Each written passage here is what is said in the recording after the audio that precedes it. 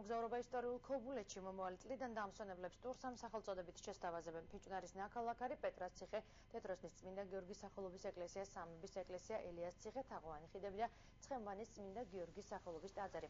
ეს ისტორიული ადგილები საომავლო ტურისტულ ბუკლეტებში იქნება შეტანილი. პირველებმა მარშრუტი მოგზაურობა ისტორიულ ქობულეთში რაიონის მუნიციპალიტეტის თანამშრომლებმა და მოსწავლე ახალგაზრდობის აღსაზრდელებმა და მხარეთმცოდნეობის კლუბ მამულის წარმომადგენლებმა გაიარეს. როგორც ორგანიზატორებმა და მონაწილეებმა აღნიშნეს, ტურის საკმაოდ საინტერესო და შემეცნებითი იყო.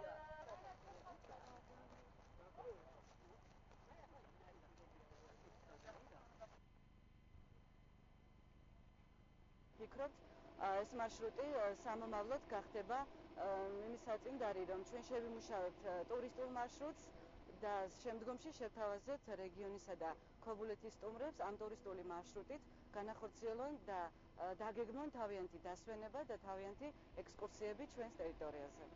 დიდი ინფორმაციებს ვიღებთ ჩვენი კუთხის შესახებ, კერძოდ ფიჭვნარის შესახებ, რომელიც მართლაც უნიკალური მხარე იყო. რა თქმა უნდა, ისტორიიდან ვიცოდით, რომ აქ რაღაც ფიჭვნარში იყო სამარხები და უნიკალური ადგილი იყო, მაგრამ არ ვიცოდით თუ ასეთი დიდ და უძვირფასეს სამარხებს ვიპოვიდით. რა თქმა უნდა, ჩვენთან ერთად და ქართველებთან ერთად მონაწილეობენ გათხრებში მონაწილეობას იღებენ ოქსფორდის უნივერსიტეტის მონაწილეები, ჩამოსული ხალხი ყოველწლიურად აკეთებენ ამ სამარხებს. რა თქმა უნდა, გამოუშვეს წიგნები, რომლებიც მოგვითხრობენ ფიჭვნარის შესახებ და ძალიან უნიკალური ინფორმაციებია ამ წიგნში დაცული.